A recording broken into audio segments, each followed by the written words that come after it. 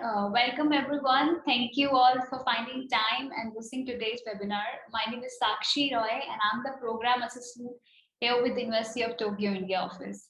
So today we are presenting Study and Work in Japan session 18 hosted by U Tokyo, India office and presented by our wonderful experts from world-class Japanese universities. So this program is brought to you by MEX, the Ministry of Education, Culture, Sports Science and Technology in Japan. Before we start, let me give you a brief introduction to our project. Our office is a part of the Study in Japan Global Network project, and our aim is to promote studying in Japan on behalf of all the Japanese universities. So by means of all these webinars, our mission is to introduce Japanese universities to you and to assist you to study and work in Japan. So without more ado, let me straight off to our agenda for today.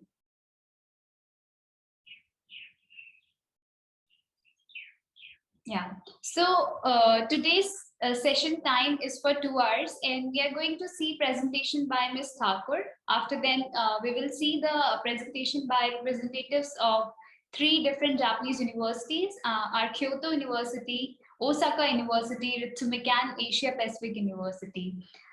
In last, we will have a special presentation by Japan Science and Technology Agency, and which is a affiliated organization to MEX. So each university and institution will have a presentation time of 20 minutes, and after each presentation, we will have the time for Q&A session of 5 minutes. So just a little housekeeping before we get started. I request to all our attendees, if you have any questions during the presentation, please feel free to type them into the Q&A box. The Q&A box is available within your Zoom control panel, and you may send in your questions at any point of your time during the presentation. So we will collect your questions and address them during the Q&A session at the end of each presentation. So please be sure to use Q&A box, not the chat box, to submit your queries, because our speakers will going to be looking into the Q&A box to answer your questions. And I request all of the presenters to please be on mute and switch your videos off when you're not presenting. So let's get started without delay with our first presenter today, Ms. Vaishnavi Thakur. Our first presenter is a master's student at the University of Tokyo, and she will be giving you a brief overview of the study and work in Japan. So Ms. Thakur, I request you to please share your presentation with all of us. Thank you, Ms. Sakshi. Let me share my screen first. So, hello everyone. I hope you all are safe and doing great. A very good afternoon and a warm welcome to the webinar. Let me introduce myself in brief. I'm Vaishnavi Thakur. I was born and brought up in Hyderabad in India. I'm a master's student at the Department of Electrical Engineering and Information Systems at the University of Tokyo. So today I'll be talking about study and work in Japan. So why Japan, and why did I choose Japan, and why do I think Japan is one of the best places for higher education? So as you know, Japan is an island country, and it has some of the cities like Osaka and Tokyo, which were ranked as the most livable cities and the best student cities. Now, also note that it is also one of the most densely populated and urbanized countries. But besides this, it has many cities which are consistently ranked as the top cities in the world.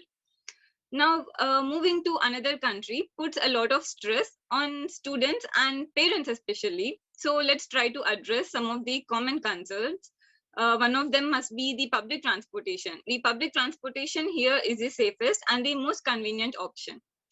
Students need not worry about the varieties of food because Japan offers international cuisines like Indian, Chinese, Italian, etc. And parents need not worry about their child's health because the national health insurance offered here is excellent and it covers almost all the medical expenses. So this is about the city or the country Japan. Let's move on into the education system in Japan. So the education in Japan and the education in India, what's the difference between them? In India, the admission process lies with the entrance exams. like JEE and NEET. But in Japan, the admission process is with the universities. There are around 3 types of universities: national, public, and private. National universities are founded by the national government, public universities by the public local bodies. So there is also a common misconception about the language of instruction. We students must be thinking that we need to know Japanese language to enter these universities. But on a contrary to this, there are around various English programs that are being offered in the universities here. For example, for the undergraduate programs, we have around 90 courses in 40 universities that are in English. And for the graduate programs, there are around 160 courses in 51 universities. So I need not especially mention about the infrastructure, because all the facilities provided here are top notch, and the university dorms offer a peaceful living for a well-balanced academic and personal lifestyle. Now, how do international students gain admission into these universities? So the common admission process is for the bachelor's program, it is through entrance exams and submitting the SOPs and essays. But for the graduate programs, the students have to find out their research interest, contact the professors, find out a lab, and then follow the usual university admission process. Now, there are also various other ways through which students can enter these programs. These webinars would cover that. And also, I would like to mention a point here. Now, we see that usually students prefer Western countries over Japan for higher education. Now, if I present the difference between the tuition fees here, we would see that Japan offers the lowest tuition fees. And besides this, there are also many scholarships, some of the popular ones, including MEX, JASO, which provide around 100% scholarship. And there are also many scholarships provided by the local government, by the universities, and also private organizations. So students can take advantage of the low tuition fees and also the scholarships. This is about the universities in Japan and the admissions for the international students. Now let's look into the job opportunities once a student graduates. So once a student graduates, he can enter any of the international Japanese companies, or he can target other global companies that operate in Japan. And once he graduates, the visa process is also very easy, unlike the other developed countries, where the visa process is a very hassle and difficult to go through. The student visa to working visa is so simple, and the students can start working in the can start their jobs right after their graduation. So another point to emphasize is Japan has the lowest unemployment rate among the other G7 nations, that is around 2.4%, and the average salary for students is around 4 million yen. So this brings us almost to the end of the presentation.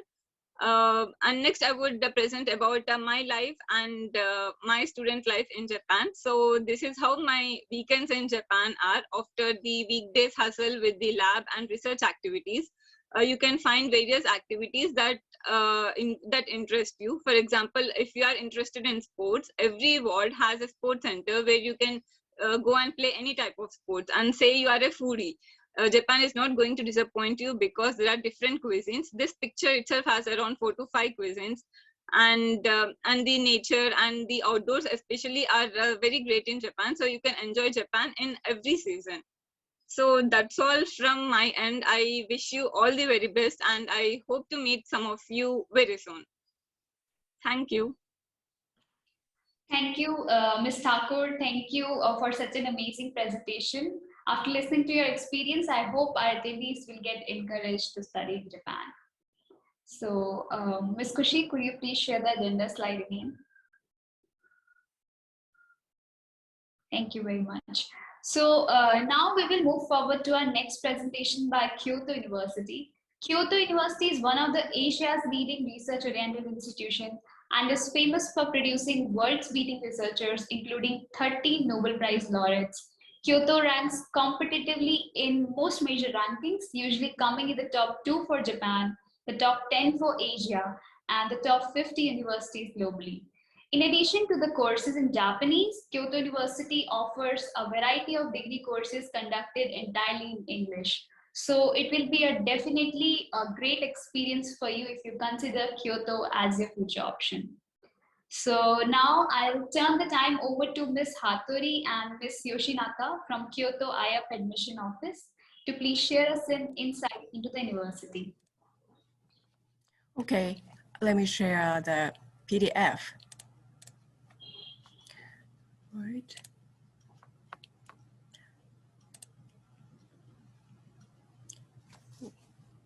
Can you see the slide? Yes, we can see now. Okay. Okay, hello everyone. We are Kyoto IAP Admissions Office from Kyoto University. Today I'm going to talk about one of our scholarship programs for international undergraduate students. So let's get started. So this is the outline of my presentation today. So first, I'm going to talk about the outline of our university, Kyoto University. And after that, I'm going to tell you about the scholarship program, so-called Kyoto IAP. Yeah, let's get started. All right, so have you heard about Kyoto University, or have you been to Kyoto University before? So Kyoto University is located in the central part of Kyoto. Kyoto is near Osaka, and it takes about 2 hours by bullet train from Tokyo. So some of you may already have seen those pictures of Kyoto in the tour guide books or something like that. And as you may know, Kyoto has been one of the biggest cities in Japan from the ancient time. And since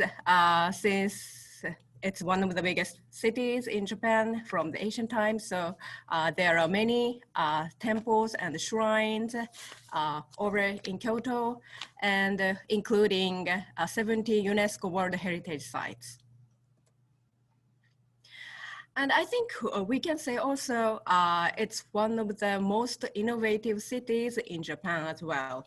So firstly, we have Nintendo, as you may know, which is famous for Pokemon, Super Mario, and many other famous video games like Animal Crossing, The New Horizons.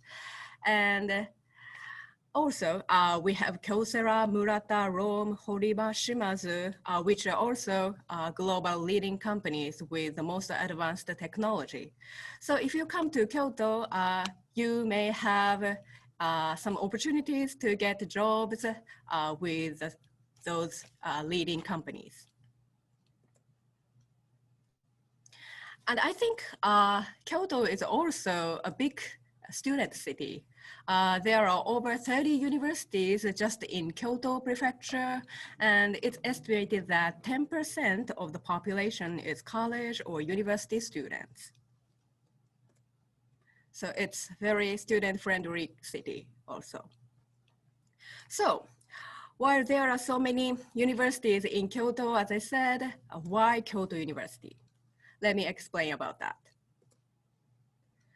So as you can see here, we have been ranked very high in many world university rankings, as you can see here.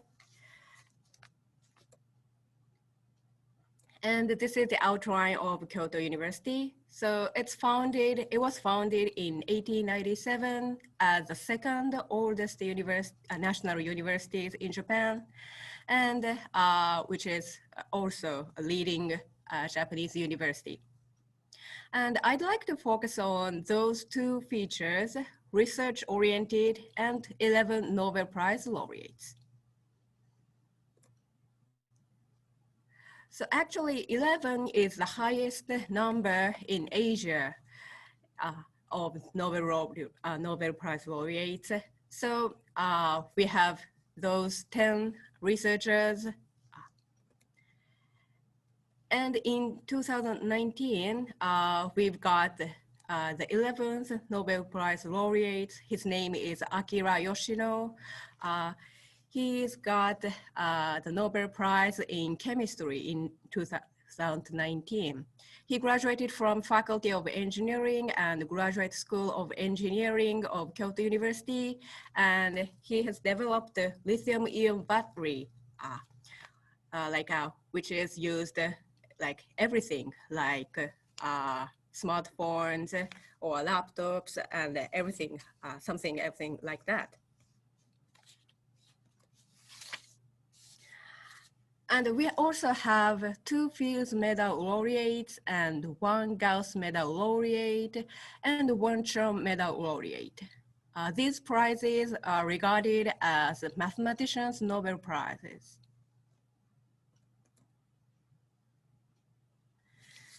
And also, we got the first Ig Nobel Prize laureate in 2020.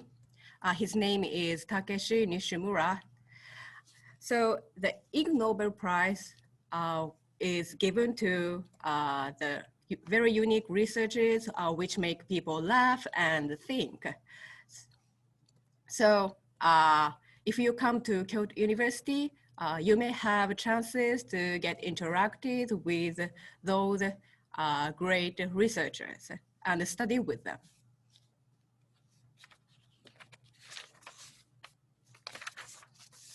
Please hold on.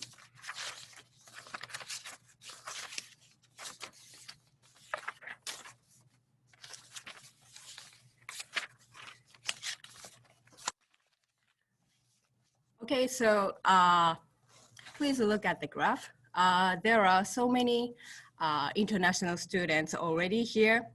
So the total student number is 22,000, over 22,000, and out of them, we have about 3,000 international students already.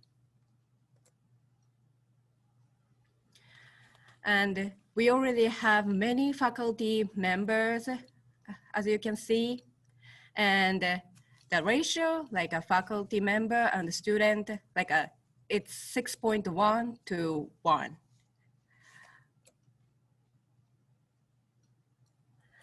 And we have 10 undergraduate faculties and 18 graduate schools, as you can see here.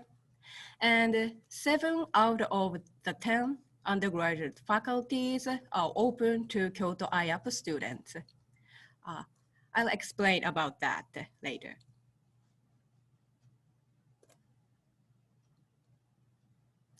Okay, I'm going to talk about Kyoto IAP, the scholarship program. So these are the program features. So this program is a 4.5-year program. And the Japanese language proficiency is not required at all at the application. And you can choose a faculty when you apply from according to your interests, academic interests. And of course, we can provide scholarships and many other financial supports. Okay, let's move on to the details. So this is the curriculum of our program. So first, you will take the 6-month preparatory course, and after that, you'll take a 4-year undergraduate course. The preparatory course begins in October, and you'll take Japanese language, intensive Japanese language courses, and pre-foundation courses of some basic subjects. And I think you may have, some of you may already have a high-level Japanese language proficiency, but we usually require all IAP students to take this preparatory course because firstly, we'd like to get more higher level Japanese language proficiency to take classes in your major in Japanese. And also, we'd like you to bridge the gap of the curriculum between your country and Japan, because Japanese high schools have kind of very unique curriculums. So that's why we'd like you to take this preparatory course first. And this is the sample timetable of the preparatory course. So if you go to our website, you can see many other samples of timetables, so please check it. And in the first and the second year, you'll take liberal arts courses, mainly in English, and about over 300 courses are offered in English already. And you can take classes from all major fields. And in the third and the fourth year, you'll focus on your study, your primary study here. And you'll take classes here mainly in Japanese, actually. And you'll have to do assignments in Japanese. And at the graduation, you'll get a very advanced Japanese proficiency. And this is the sample timetable of the undergraduate course. This is for student of the Faculty of Engineering. And you can choose a faculty from these 7 faculties. So please note that medicine, pharmaceutical studies, and letters, they don't participate in this program. So please note about that. And we also have many departments under the faculties. So for the details, please check our website. And let me tell you about our scholarship and financial support. So this is the list of this is a list to show how much the preparatory course usually costs. But as you can see here, Kyoto IAP students do not have to pay admission fees and the tuition fees for the first 6 months. And these are fees for undergraduate course, but as you can see here, you don't have to pay any admission fees, and you can get full or partial waiver of annual tuition as well. The amount of exemption would be based on your academic results per year. And moreover, you can get our scholarship, like a merit-based scholarship, which is about up to over $1,000 per month. So the average living cost of Kyoto University students is about over $800. So you can understand our scholarship is much enough for living in Kyoto. So this is the summary of our scholarship and our financial support. So if you get the full financial support from us, you can get over $60,000 in total through the entire program. And you can live in our dorm for the first 2 years. So the dorms are very well equipped, and you can get interacted with other international students.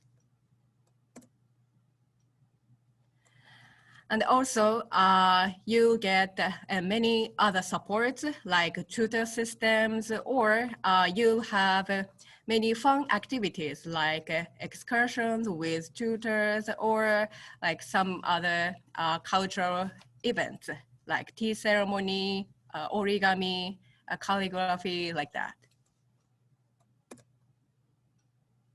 And of course, there are many sports or art clubs to join during the program. And we also have November festivals, which is the biggest school festivals in Kyoto University. So let me explain about how to apply in simple way. So this is the schedule of application. So we are going to open the application period from November 1st to December 6th, 2021. And we'll make an admission offer on April 8th, 2022. The number of places is 25. And this number is a total total number of places from all over the world, not any specific countries. And this shows how to apply. So first, you'll check your eligibility to apply for it with the application guidelines 2022 on our website, and you'll pay application fee by credit card, and you'll submit application documents as you can see. So step 2 and step 3 can be done in our application system on our website.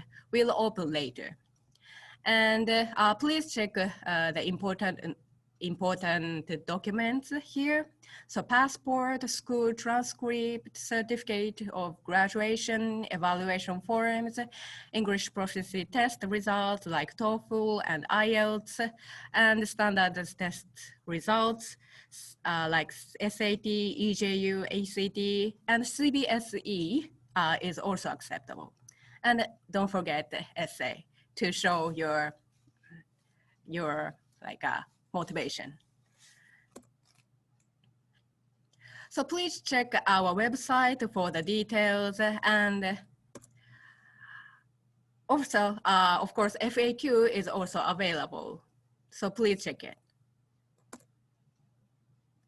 So thank you for listening, and we are waiting for your application. Thank you.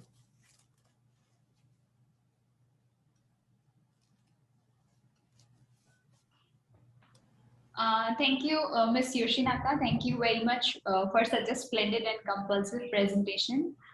We are now going to begin the answering the questions submitted during today's presentation. So I would like to request you to please look into the Q&A box for answering the questions. Okay, so Mizu Hattori will answer your questions. Okay. Yes, hello everyone. Thank you for coming to this session for Kyoto University. So we have lots of questions. So I would like to pick up some and answer them. Okay, so yeah, please wait a moment. Yes, the first question is the preparatory course mandatory for all undergraduate students? Yes, so in Kyoto IAP, every student have to take the preparatory course for 6 months before they enroll in the faculty.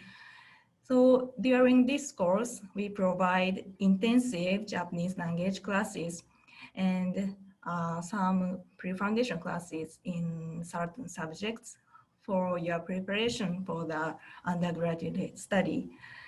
So we don't require Japanese proficiency when you apply for this program, but in this 6-month preparatory course, you have to prepare for Japanese language study.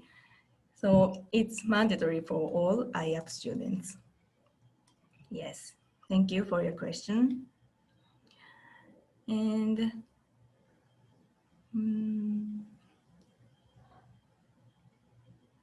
yeah, I received a question about the standardized test. Yeah, standardized test result is required to be submitted when you apply for this program. Yeah, but SAT subject test was canceled. Yeah, I heard it's discontinued. So, and EJU canceled. for a student expected to complete school by April 2022, what test scores to be submitted? Yeah, so in our guidelines, some standardized tests are listed in Appendix 1 of our guidelines. And you have to submit one or more results of these standardized tests. But the requirements may change due to COVID-19. So you can't take any test due to COVID-19. So in this case, we will make an announcement on the web page. Yeah, so please check our updates and you please try to take any test. Yeah. Thank you for your understanding.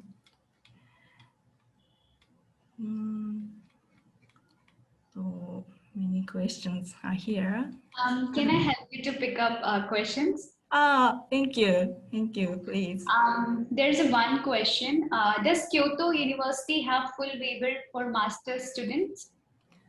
Yeah, graduate students who have outstanding academic records may be eligible for a full or half tuition waiver. Yeah. Okay. Okay.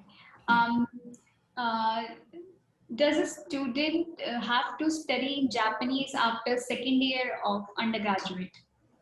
Yeah. Yes, yes.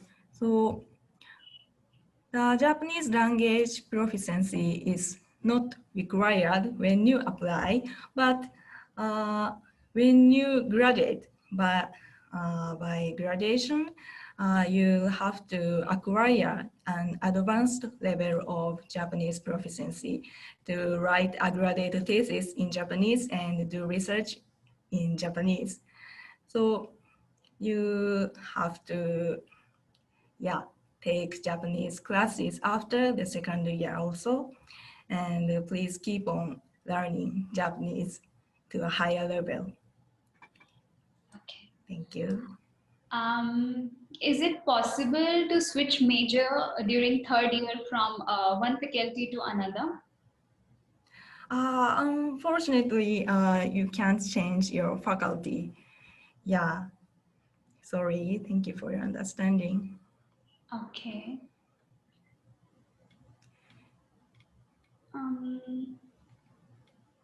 What's the acceptance rate of Kyoto University? Sorry, acceptance rate. Acceptance Yes. So every year we have more and more applicants from all over the world. For in last year's admission, we had 482 applicants, and among them, we gave an admission offer to 27 successful applicants. So it's very competitive program. Yeah, so you can see the past results on our website. So maybe it will be a good reference for you. Okay. Okay. We can just take one or two questions. Does Kyoto University recommend students for MEC scholarship? Yes. Yeah, successful applicants will be notified of the scholarship offer when we make an admission offer. Yeah, and among successful applicants, up to 5 applicants will be offered the next scholarship. Yeah, so we recommend up to 5 successful applicants to next scholarship. So you don't have to apply for next scholarship, but yeah, just apply for Kyoto IAP. If you have, passed the screening, we may recommend you to the next scholarship. Thank you. Is computer science engineering offered in this program? Yes, The Faculty of Engineering has computer science course. So you can choose this course when you apply. In detail, please refer to our website, measures and areas of study. Yeah, you can find more information on the computer science course here. Okay, so thank you, Ms. Hattori and Thank Ms. you. Yoshitaka for your time and for guiding the students. And for all our attendees, in case if you have any further doubts, you can directly contact the Kyoto University. And I would like to request panelists from Kyoto University to please share the contact details and few important links in the chat box so that students can save it for their reference. Thank you very much. Thank you. Thank you. Thank you for And yeah, for the rest of the questions, you can answer while being in the presentation. Okay. Thank you. Thank you. Yeah, can we have the agenda slide, please? Okay, so now we will move forward to our next presentation by Osaka University. Osaka University is one of the top public research university located in Osaka Prefecture. So also it was one of the imperial university in Japan. I must tell you that internationally, according to the QS World University Ranking, Osaka University ranked 72 among the world's best universities and third in the best Japanese universities in 2021. They have a large number of courses offered in English. So today we have Professor Clement from Center for Global Initiatives to share 20 minutes presentation about Osaka University. So Professor, you can please proceed with your presentation with all of us. Thank you very much, Ms. Sasti, for the introduction, and thank you very much, the India office of Osaka and Tokyo University for inviting us. So let me share my screen.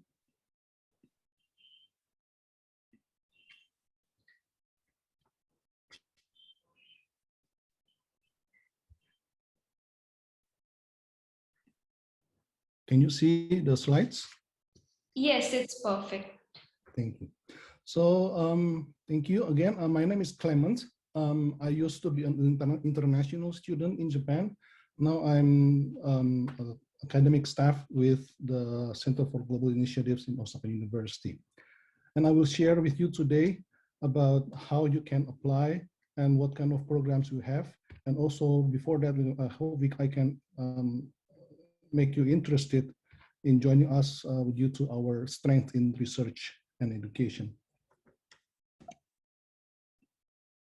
So we are located in Western Japan. We're very closely located to Kyoto.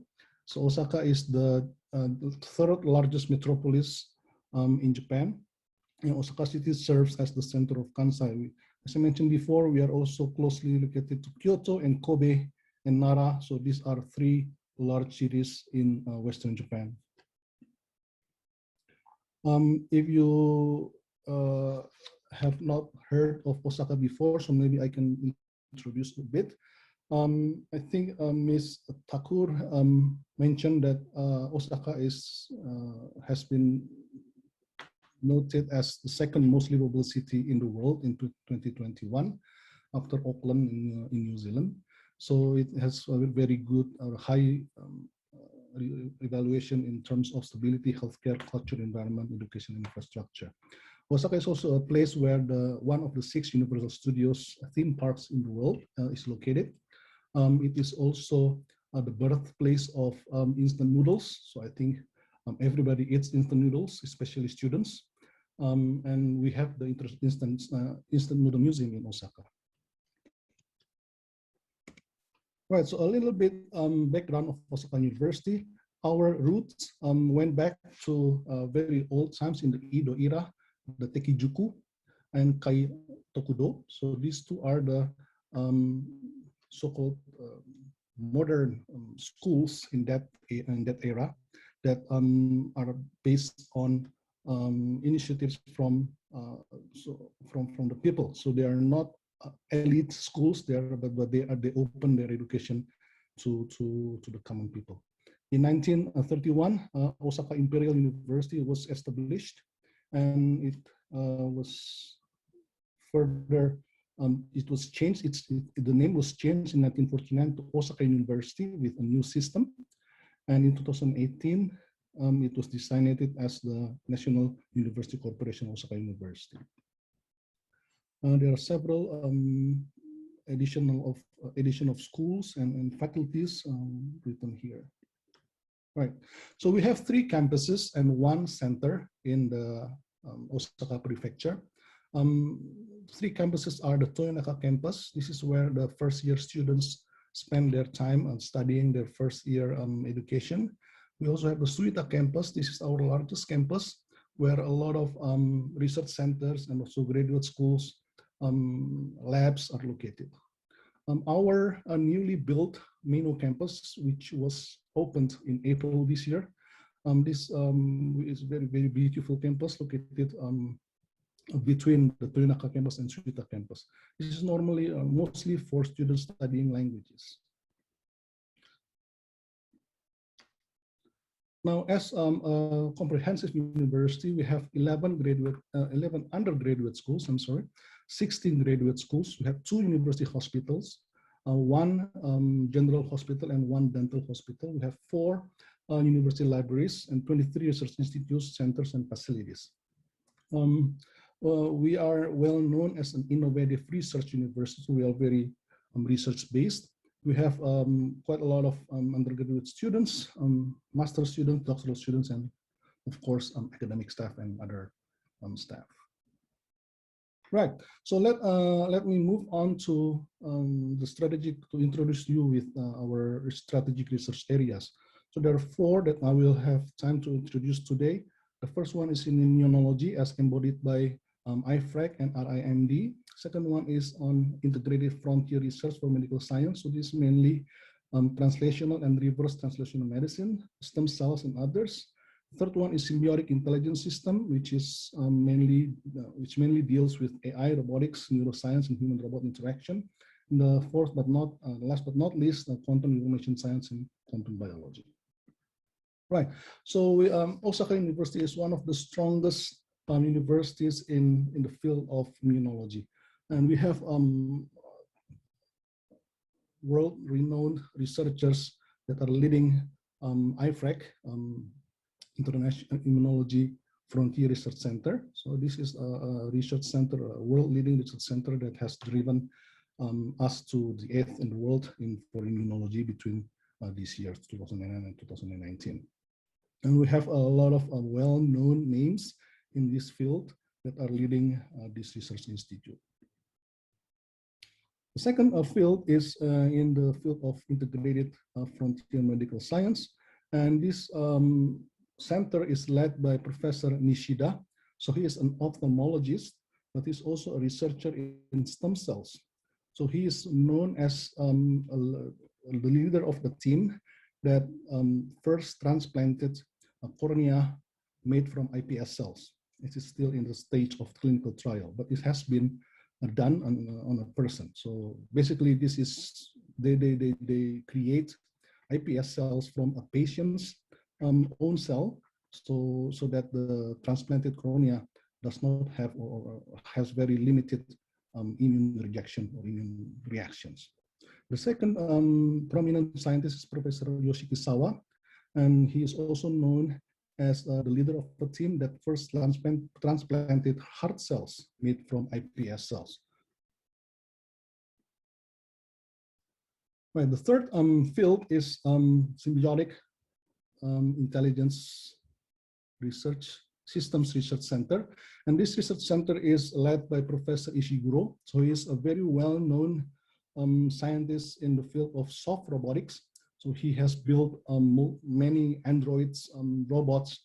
One of them resembles himself very closely, and he has made such a system that this robot can actually mimic the way he's interacting with people when he is actually far away. So it's a remote controlling of the robot. This center is also led by Professor Asada. He's also a very well-known scientist, in the field of robotics. He's actually the president of the Japan Society for Robotics that serves until now. Right, so the last but not least is on the field of quantum information science and quantum biology. And this center is led by Professor Kitagawa and the Deputy Director, Professor Fuji. They are well-known scientists in the field of in developing quantum algorithms, and also they work together with scientists from the fields of physics, chemistry, and biology to use quantum algorithms in solving problems in different fields. Right, so Osaka University is also known as a research institute or a research university that has very close relationship with the industry. We have here three examples of comprehensive partnership with the industry. And the first two are in the field of immunology. It's the first one with Chugai that has been providing us with financial package, and they actually gained the rights of first refusal from the results that are produced in the research based on use this money. Second one with Otsuka, and the third one with Daikin Industries in the field of information technology. We have several overseas centers in Europe, in Groningen, in East Asia, in Shanghai, in ASEAN, in Bangkok, and in North America, in San Francisco. In terms of international exchange, we have around 1,000 international researchers that work in Osaka University, around 2,600 international students, and 43 of them are from India. So I think we need more students from India, which is why I'm very happy that we have the opportunity today to attract some of you that hopefully will join us in the near future. And about 1,500 of our students are actually studying outside of Japan. Okay, so let's see what are the opportunities to study in English. So students coming to Osaka University can either study in Japanese. So if you have Japanese language skills, and you actually are can be exposed by all kinds of programs. But if you prefer to study in English, we only have two programs now here at this time. The first one is human sciences. So this program deals a lot with human and social sciences. And the second one is the international undergraduate program in science. Now, this is not a 100% English program, so it's kind of a hybrid program in which the first 1.5 years students study in English, the other years in Japanese. We have more English programs for our at the graduate level for masters and PhD. I think I have a list here, and if you're interested, you can actually visit our website for more information of this one. We also have non-degree programs, so this is mainly for students who are studying in a university that has student exchange agreement with us. Okay, so let's see how can undergraduate students enter Osaka University. So if you are coming to Osaka University with MEC scholarship, so which is you're basically in the category of Japanese government-sponsored students. So this is recommended by your embassy, by the Japanese embassy. Now, if you are in this group, then normally you come to Japan and you study Japanese language lessons for a year. Then you take an entrance exam at the school of your choice, and then you're enrolled in the undergraduate program. If you come here with your own money or with a scholarship other than MEC scholarship, then you are in the privately funded international students group. Okay. Now you have more options to get into Osaka University if you are in this group. The first one, if you enter through the mainstream route for entering Osaka University. So basically, you need to take EJU. Okay, you need to submit some scores, and you need to apply on use paper application. One important thing here, you need to be in Osaka to take on-campus entrance exam. So other than EJU, you need to take our Osaka University entrance exam. Okay. The second one is to call the special entrance examination for international students living overseas. Now this, for this one we use online and entrance examination interview. For interview, we either our staff go to your country, or in this pandemic era, we can also do this online through Zoom or online systems. Right? Now, there are some requirements to be eligible to get into Osaka University through this route. Is you have to live outside Japan, and you need to have somehow high Japanese language proficiency, JLPT N1 or N2 or equivalent. And there are some other requirements that have to be fulfilled.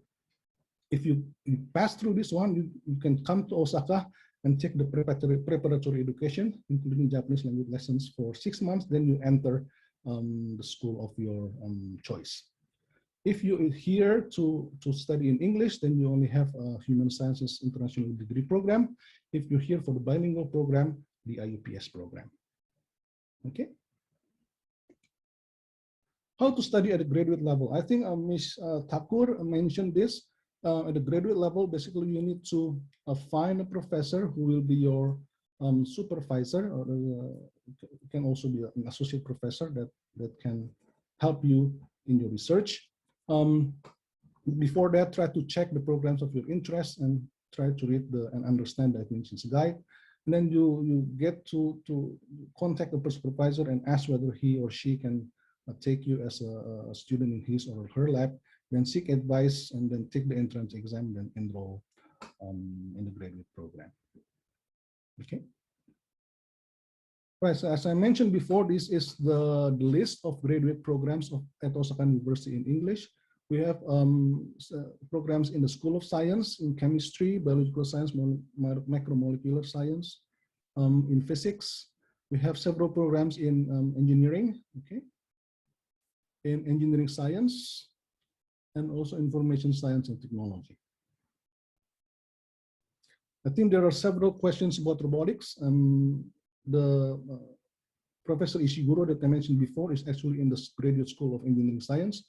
So if you want to study in his lab, you probably need to study in this, you need to enter this program. Right, so exchange programs, we have several.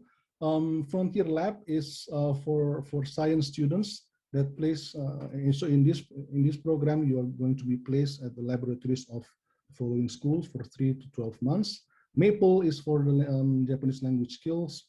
OSEP is the standard exchange program for us for 3rd or 4th year students to take academic lectures in English as special auditors. And iExpo is the immersion exchange program that allows students that are fluent in Japanese to freely choose classes and conduct research in Osaka University.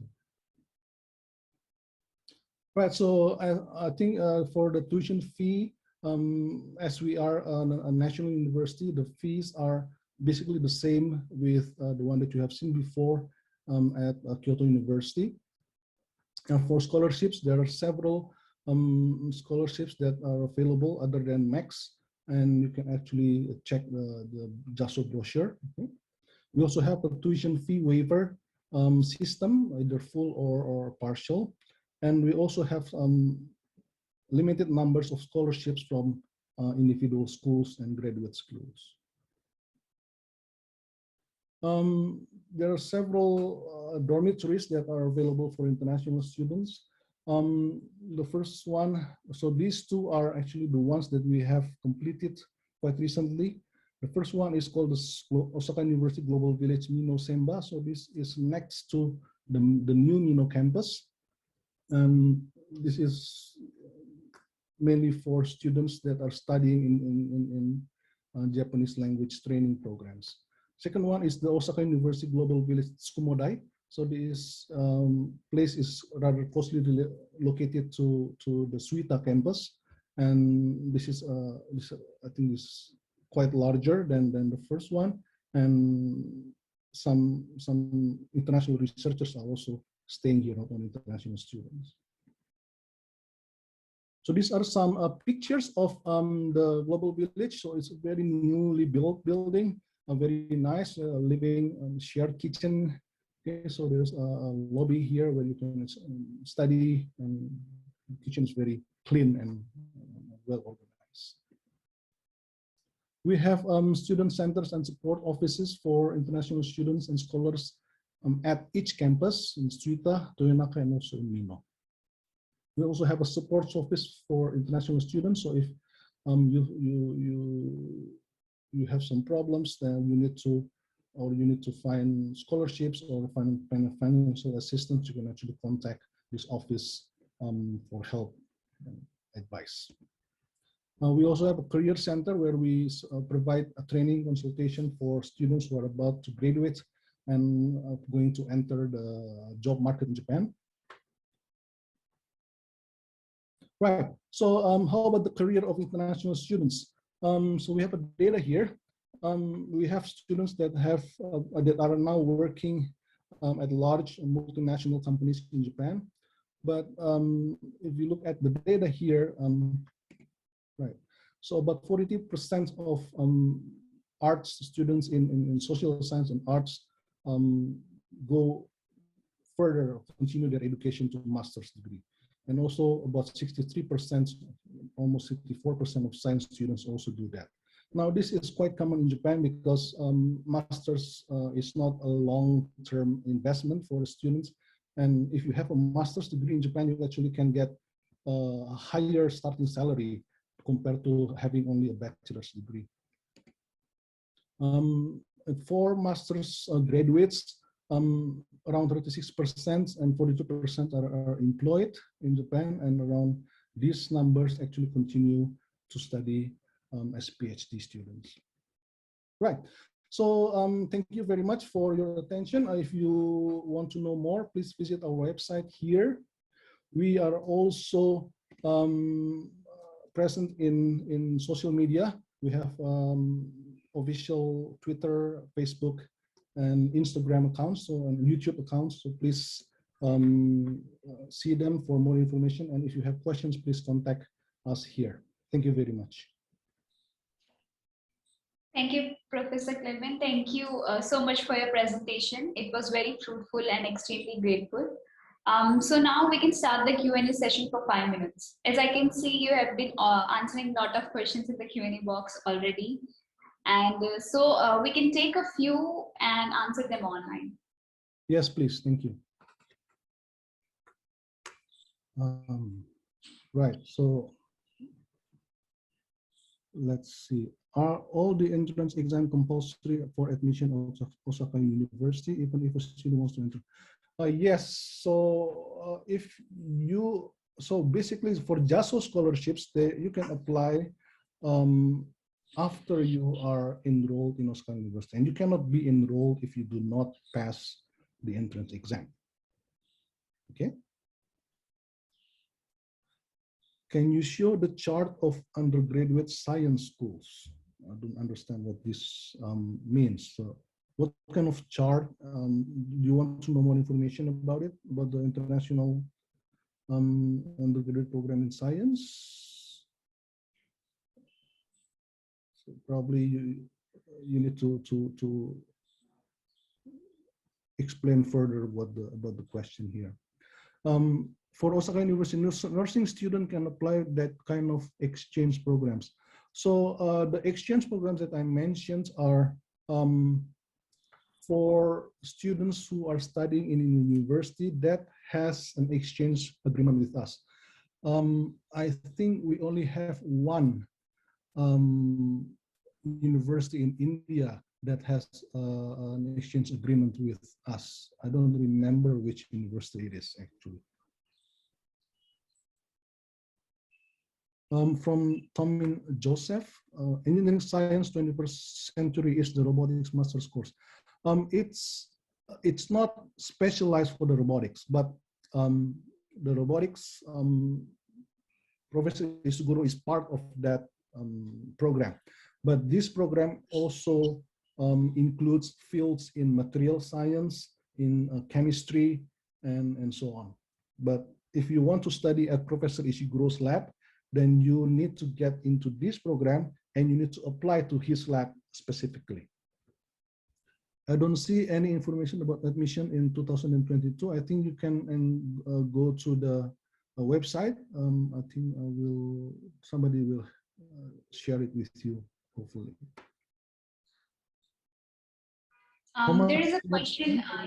Yeah, so there is a question from one of the students. Does Osaka University have MBA course? We don't have MBA. Okay. And does Osaka University have a full English course for masters on electrical engineering or telecommunication or IoT related fields? I believe we do here. So again, what field? Electrical engineering or telecommunication. I think this is the one that you want to look at, okay? And this is the website. Okay. Are all entrance exam compulsory for admission at Osaka University? Yes. So again, it depends on the programs. Some programs require written entrance exams. Some programs only require interview. So, but all programs require a way to screen all the applicants that will be accepted. So please read the admission requirements and follow the procedures. Does Osaka University have masters in architecture? In architecture, I don't think we have one for that one. There's a master's in Japanese, but not in English.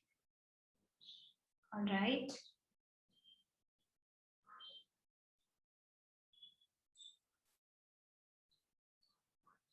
Does your Osaka University has agriculture faculty?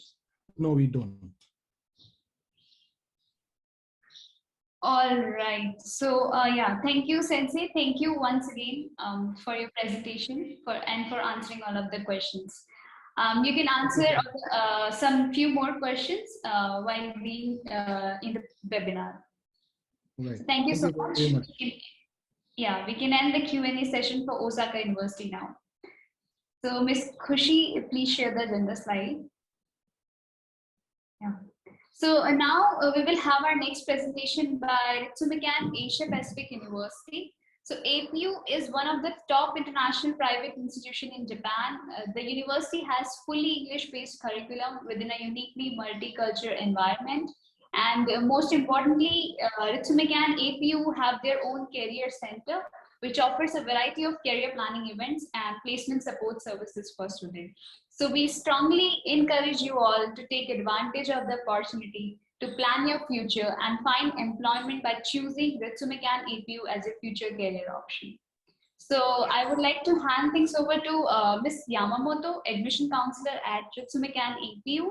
She will be guiding you further about the Ritsumeikan Asia Pacific University. Thank you, Sakushi-san. Hello, everyone. मेरा नाम आई है. I work in the Ritsumeikan Asia Pacific University. I lived in Pune for half a year in 2017, so I'm missing India very much. First, I put some important information from us in the chat box. Am I succeeding? Put it in the chat box, yes. There's some contacts and links for today's slides, so please copy and paste first on your desktop. I will now show you the short movie to give you the grasp of APU. Sakushi-san, let me know if you cannot see it. Okay.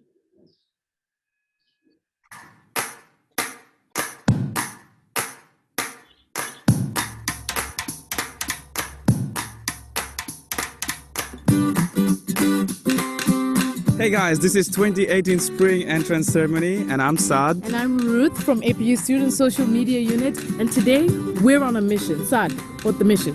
The mission is to make friends from as many countries as we can. And this semester we have students from 38 different countries joining us here at APU. So let's wait no more and meet them. Let's go.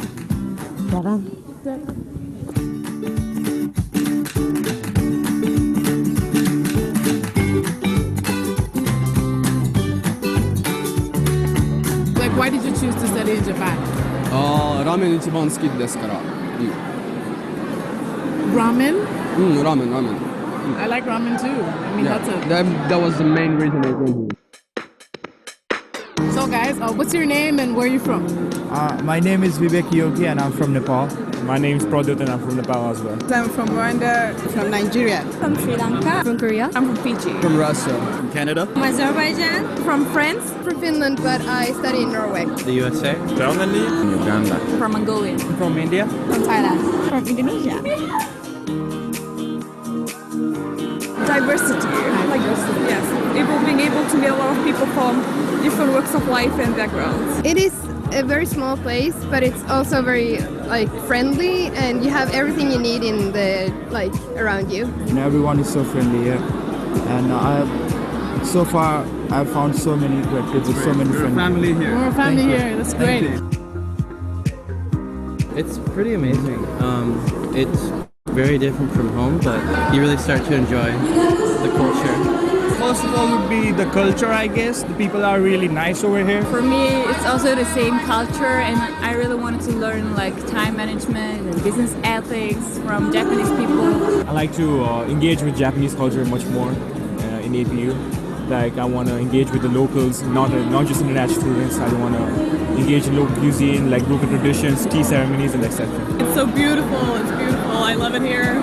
I feel like at home. I don't see the homesick. I don't. Yeah, me too. I feel like I'm at home. Everybody's so friendly, everybody's so just lovely. Everything is lovely in Japan right now. Well, it's a very multicultural community, so I aim to get a lot of friends here and make good relationships with people. 自分はパラリンピック障害者スポーツ興味あってパラリンピックとかそういうのをサークルとかできたらいいなって思ってます。I'm looking forward to very many involvement and to learn new things from APU.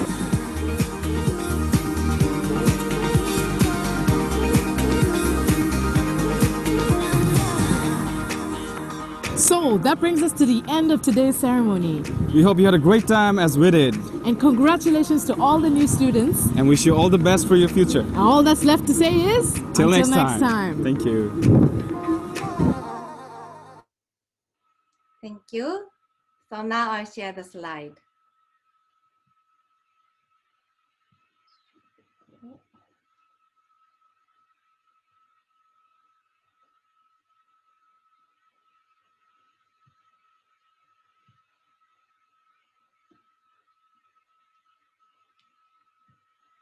Slide 見えてますでしょうか? Yeah. Okay. So this is our campus, Ritsumeikan Asia Pacific University. We call it APU in short.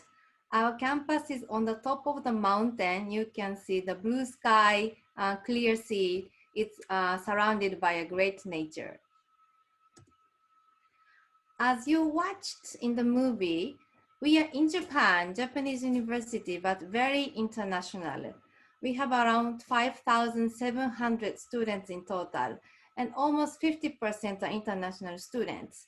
So we have students from Rwanda, Sri Lanka, Canada, Korea, USA, Azerbaijan, India.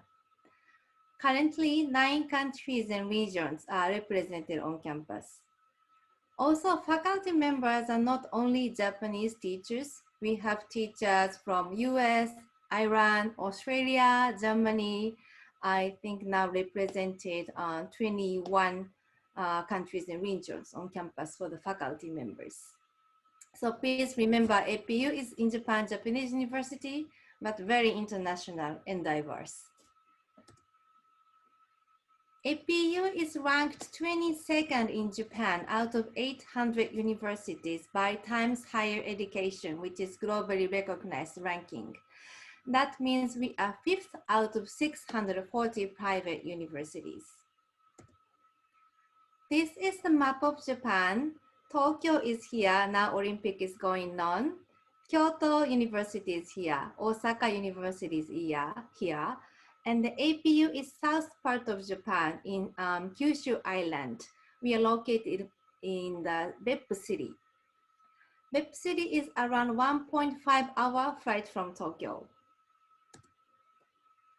As mentioned before, for you to apply to APU, also, you don't need any Japanese language.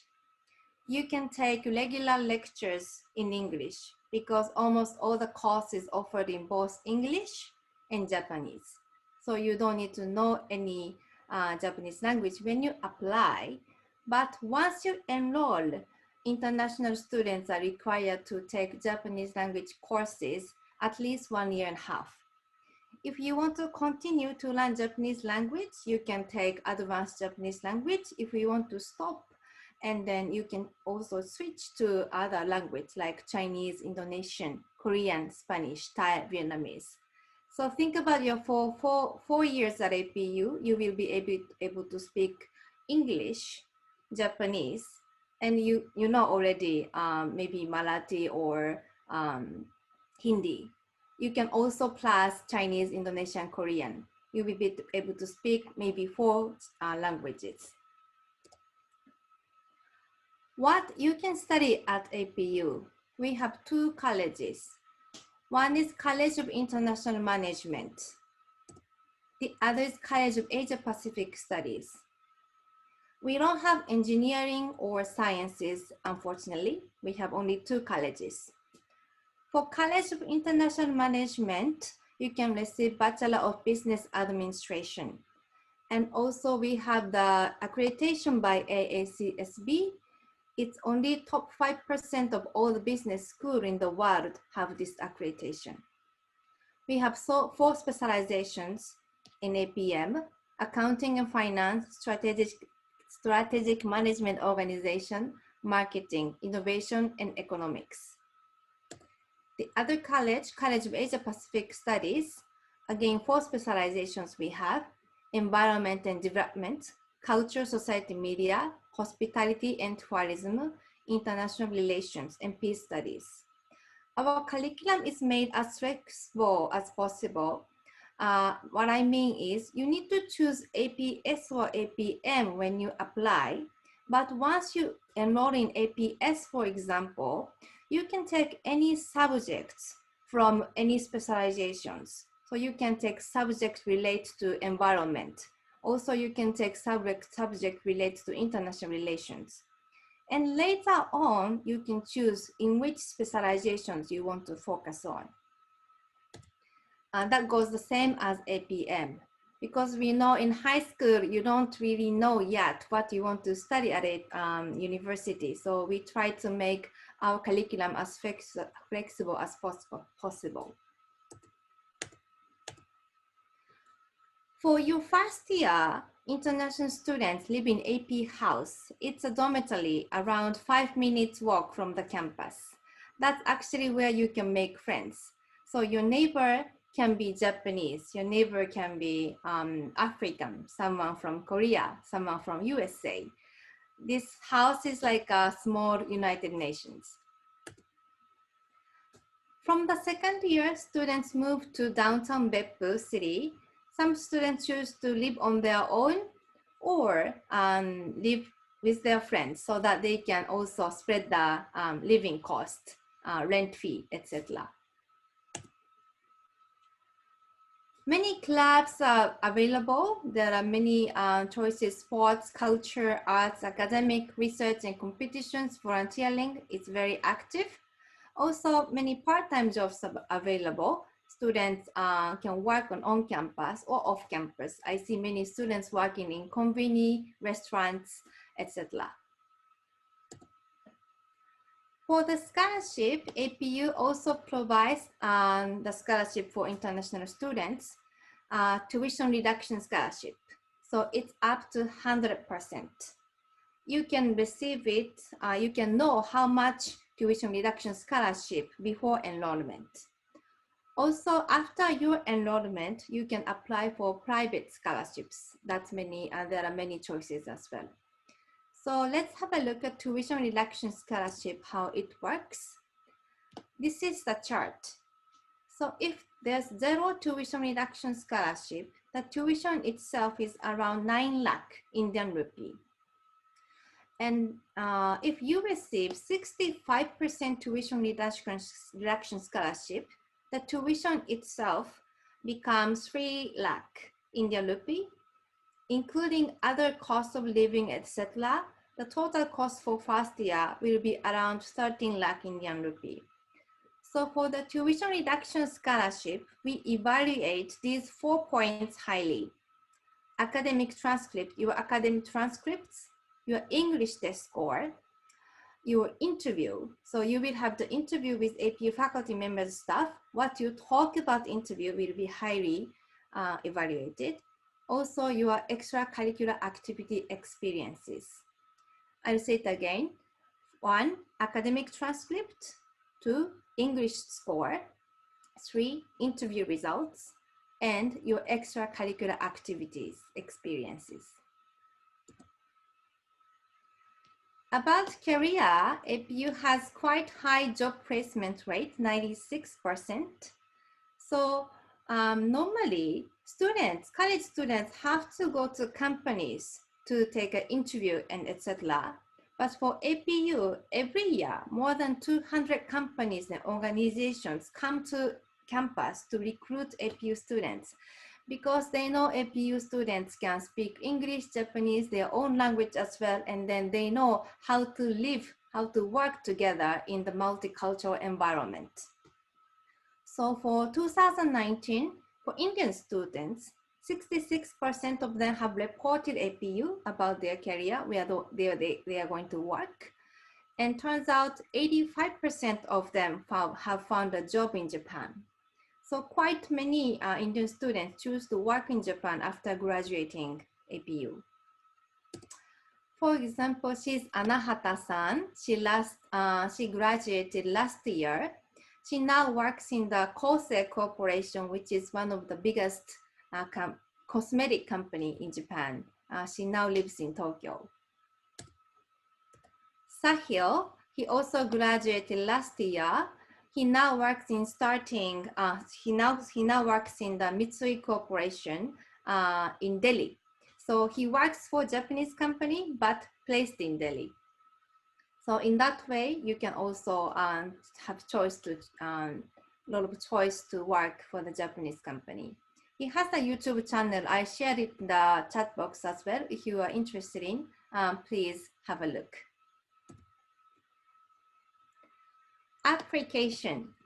So if you're thinking about apply in 2022 enrollment, we have 2 intakes, April and September. For April 2022 enrollment, it's already starting, so you can apply anytime until October 13. For September intake 2022, we have 2 application periods. The first one will come October 4th to October 27th. The second one will come March 21st to April 13th. So if you are thinking to apply in September 2022 enrollment, and if you already decide to apply to APU, I would recommend to apply earlier because simply we have more tuition reduction space available for you if it's faster. So October 4th to October 27th, it will be the first application period. I will share this screen so you can go into the details for application. There are 2 stages for the application. The stage 1 is online application and online assessment. So for online application, we request you upload a lot of your documents like education history, academic transcripts, your personal information, etc. So please take enough time for you to prepare the documents and upload it. For online assessment, it takes around 1 hour. It's to measure your core ability and then critical thinking. There's not much to prepare for you. There will be the guidelines so you can have a look. The stage 2 will be interview. So you will have interview with APU faculty members and APU staff members like me. That's where you can showcase your passion to come to Japan, what you want to study APU. So what you talk about in this interview will be highly evaluated as well. And you will receive the final application along with scholarship results. So only after you know how much amount of tuition reduction scholarship you get, you can decide if you want to come to APU or not. These are the contacts for the India representatives. We have two representatives in India, Miss Dipti and Miss Ishana. So if you residing in Delhi NCR, please contact Miss Dipti Singh if you have any questions, if you want to further information. For those who residing outside Delhi NCR, please contact Miss Ishana Malkani. I also already shared in the chat box their contact. We also have the graduate school. We will have the webinar on graduate school only. So I also shared the website for the graduate school. You can have a look for the webinar schedule. It's the upcoming one will be August 26th. The Graduate School of Asia Pacific Studies and Graduate School of Management, MBA. We're also active on social media, Facebook, Instagram, TikTok as well. So if you like them, please do follow us. All right, I stop here. Thank you so much, Ms. Yamamoto. Thank you for your presentation. It was very educative and interesting explanation given by you about the programs and the scholarship offered by Ritsumeikan APU. So with that, we will go ahead and take some time for questions. Okay. So, would you mind to help me? Yes, please. Okay, I can help you.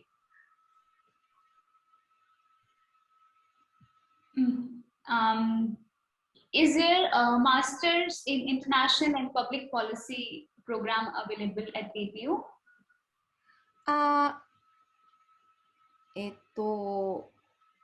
For the graduate school, we have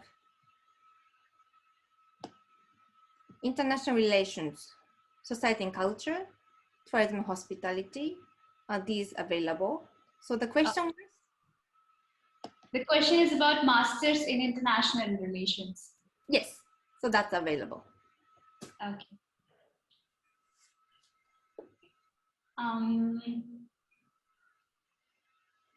One of the question asked for the link for the graduate webinar, so you can send them into the chat box.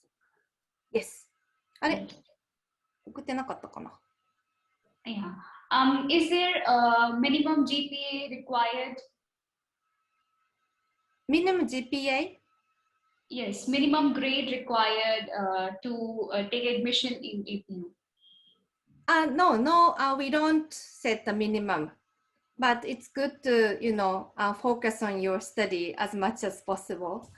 And then, good academic transcript will be evaluated highly, of course. And then if you want to, strong your application, I would recommend for you to take English test score, like IELTS, TOEFL. If you get high score, that will be highly evaluated. Okay. Does APU offer language program also? Language program is only language focused program? Japanese language program. So we teach Japanese language, we offer the classes, but it goes with the regular classes. So we don't have only Japanese language course. In the fourth year curriculum, the Japanese language course is included. Okay. Are there any exchange programs offered at APU? Yes, we do have exchange programs. We have the agreement with 42 countries. And then there are students who went to Australia, Austria, many European countries, Azerbaijan, so many countries options. And then you can choose half a year or 1 year. And when you go to exchange program, you don't have to pay to our partner university. You only pay to APU. So let's say if you get 80% tuition reduction from APU, you pay that amount to APU even you go to exchange program. All right, thank you, Ms. Yamamoto. One last question we can take up. Is there a maximum age limit for applying? No maximum age. Okay. Okay, so we can wrap up the Q&A session for Itsumeccan APU now. Thank you very much for your time, Ms. Yamamoto, to answer the questions. And I would like to request you to please share the contact details and useful links in the chat box for helping students. Thank you very much. Arigato. Yeah. Can we have the agenda slide, please? Okay, so we can now move on to our final presentation of the day by Japan Science and Technology Agency. So JST is a national agency that is responsible for the implementation of science and technology policy in Japan. So let's understand about their offerings through a presentation by our specialist, Mr. Nishikawa. So our expert panelist today is an advisor for international relation and cooperation at Japan Science and Technology Agency. So I would like to request Mr. Nishikawa to please proceed with your presentation with all of us. Okay, Saki-san, can you switch on my video? It is switched off from your side. From my side? Yes, yes. From the host side, it was. So I cannot switch it on. Yeah, Ms. Hoshino, can you please look into it? Sure.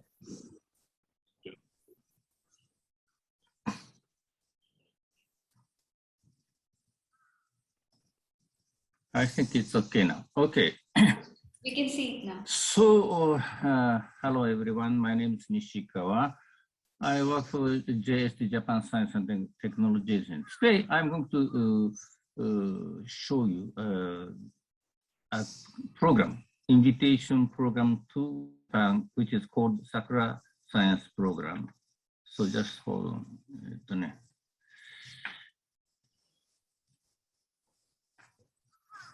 Okay.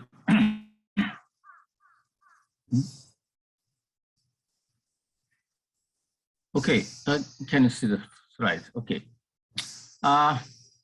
If you want to come to study in Japan, I'm sure you, in advance, you want to see what it looks like in Japan. So this is a program for that. This is a short-term invitation program. But so before that, I briefly explain our organization, JST. JST is a research funding organization under the Ministry of Education, Science and Technology, Japan.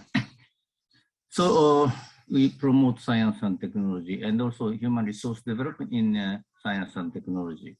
And we have an office in New Delhi together with, we operate this office together with the University of Tokyo, India office.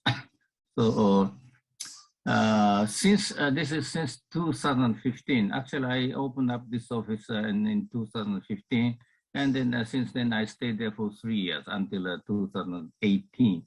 So this office is just north to the Deer Park, so it's very close, convenient. It's very close to IIT Delhi Department of Science Technology, and JNU is also very close here. And we do research funding, joint research. For example, just take an example of India. So sorry, Mr. Nishikawa. Can you make it a full screen? Your screen is... Oh, I see. Just hold on. Just hold on. I do it again.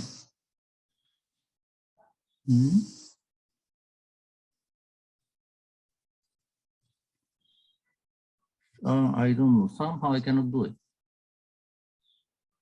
Anyway, I continue this. It doesn't work. So anyway, I continue this one.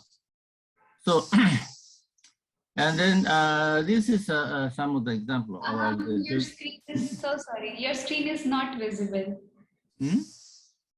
Your screen, yeah, your screen is not visible too. Not visible. Yeah. Oh, just hold on. Just hold on. Okay.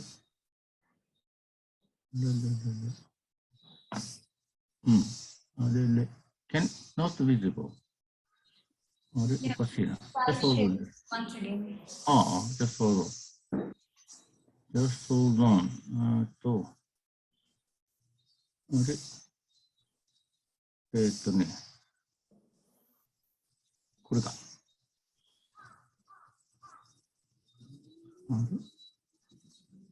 This is not an ordinary full screen. I don't know why. Just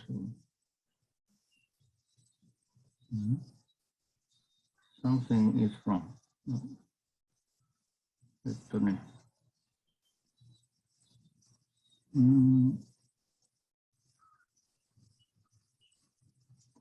Can you see the screen? Yes, we can see the screen. Please make it to the full screen. Is it full screen mode now? Not now. I don't know why. Something is wrong. Something is wrong. But can I continue with this one? Because I cannot change. Okay, please continue with this. Okay. So these are the research example of joint research programs. For example, this one, University of Tokyo and IIT Bombay. This University of Tokyo with IIT Hyderabad. This is Kyushu University, IIT Delhi, and so forth. And this is also this is a private company, Nagoya Electric Works, together with IIT Hyderabad and so forth. So we have some more joint research projects going on with India. Now, back to Sakura Science Program. This is a short-term introductory invitation program. Short-term means from 1 week to maximum 3 weeks invitation to Japan. So this program covers expenses of about almost 100%. So you can come to Japan free of charge for 1 week to maximum 3 weeks. So in the past, it was from 41 countries, but starting this year, we invite from all over the world. Any country can apply. So, and also in the past, it was only for the science and the engineering stream students or researchers. But now this also covers humanities and social science courses and people also. So almost anybody can apply for this program. And this is an open application times. This is a point, your host organization in Japan, that is high schools, universities, research institutes, private companies, NGO, NPOs, and other organizations in Japan can be the applicant for this program. And then, so receiving organizations in Japan submit a proposal to JST, and we evaluate the program. And if we find it appropriate, then we award. And then we provide the expenses to the applicants. That means the receiving organizations. So there's some conditions. Age-wise, it should be, the invitees should be between 15 years and 40 years of age. So this program focuses on the younger generation, people in the younger generation. So of course you have to be very hardworking people, students or researchers. We only select only top people in their field. And also you have to speak in English only. You don't need to speak Japanese. And the one condition is you have not stayed in Japan before. So if you already studied in Japan, then you are not eligible. But if you just visit Japan for sightseeing and so on, it is okay. And then, so this is example. So for example, University of Tokyo, in 2019, they invited 10 computer science students from IIT Delhi, IIT Hyderabad, IIT Kharagpur, and IIT Madras. This is for, I think, 3 weeks. I don't know. This is for 3 weeks. They did a small joint research programs.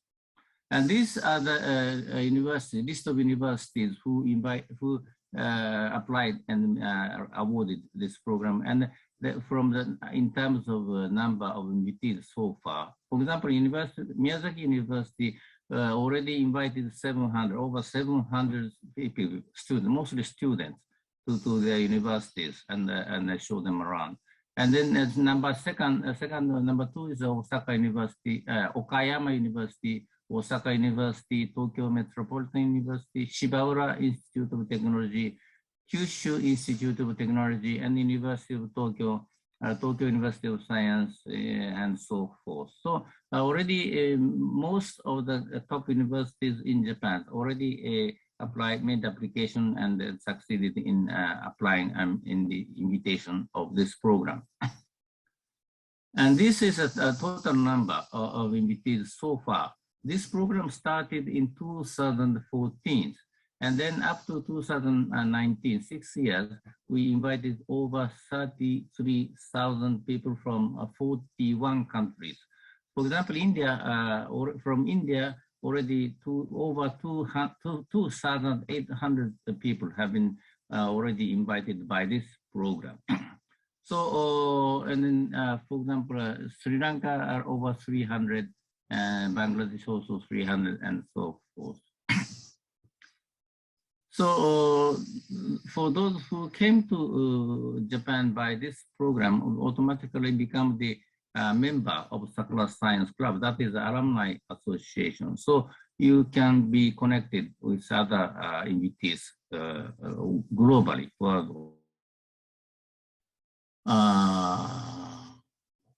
This is a program. Yeah, this is, for example, one example. This student, she was accepted to admitted to University of Tokyo PEAK program. This group, they visited Japan by Sakura Science program, and then actually out of these students, 2 of them, one is accepted by University of Tokyo, and the other this is a boy. Now this year he was admitted to Hokkaido University. So this program, if you are able to come to Japan by this program, you have better chance to come to study in Japan. These 2 students, in 2020, Ms. Sandra Rajan, University of Tokyo, and then this Mr. Kumar, Hokkaido University. They were, this is a copy of email from the school. The school name of the school is Sri Sankara Vidyalaya. This is in Tamil Nadu. So this is we had an alumni meeting in India. First alumni meeting in India was held in 2018 at the Japanese ambassador's official residence here. So many people are gathered here, and he is the ambassador, then Ambassador Hiramatsu, and then our chief guest was Professor Vijay Raghavan.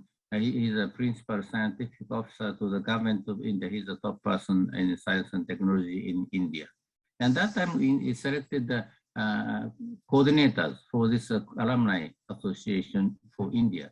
And Dr. Jitendra Chu, he's an assistant professor of ISA Pune. He is now volunteered to be the president of this alumni association. He's working very hard. This is the second alumni meeting for India. It is 2020, February. We have held this alumni meeting at IIT Delhi campus.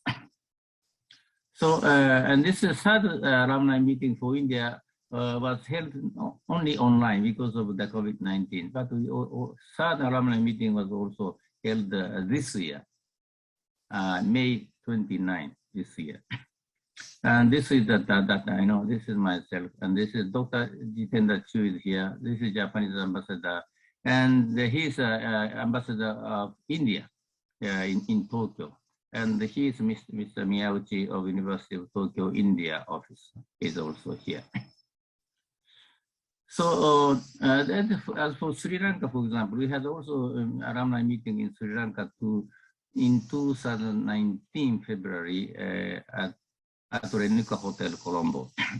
I'm here, and also some Japanese ambassador, also ministry people also here attended this program.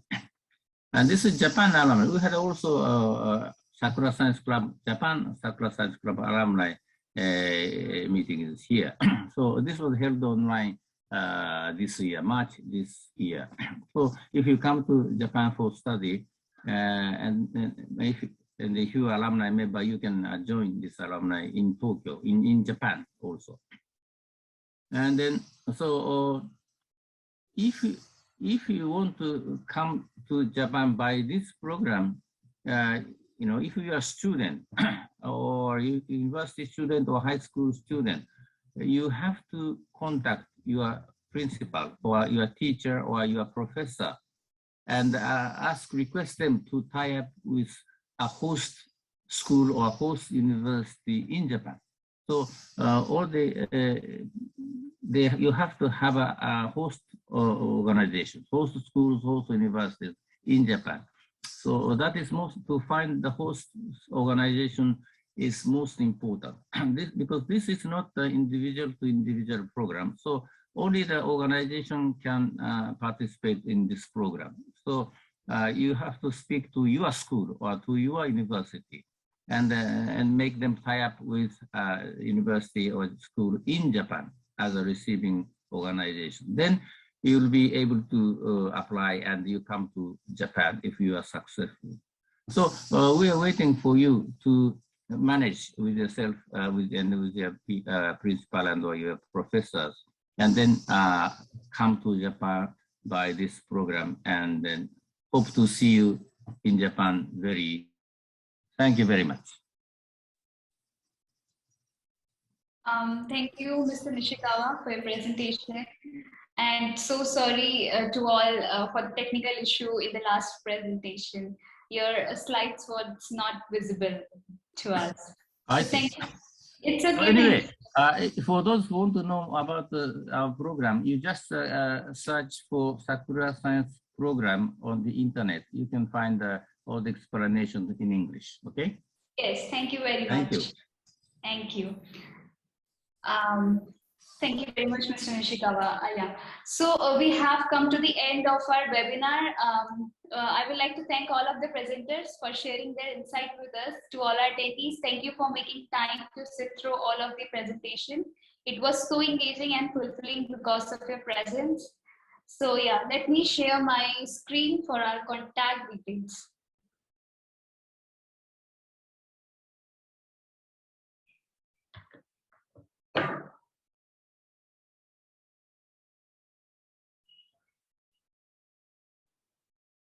Is my screen visible to all of you?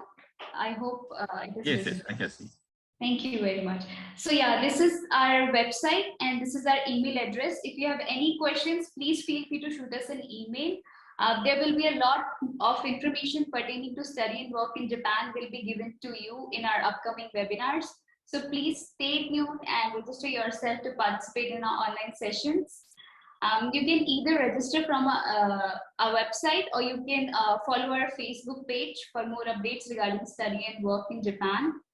So yeah, this is the QR code just for the information. You may scan this now and register for all of our webinar series.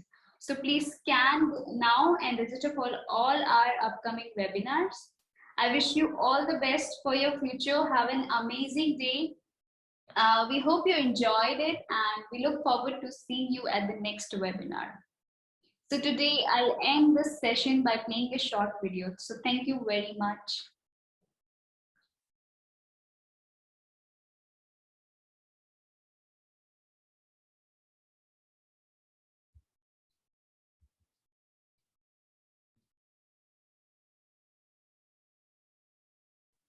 No sound?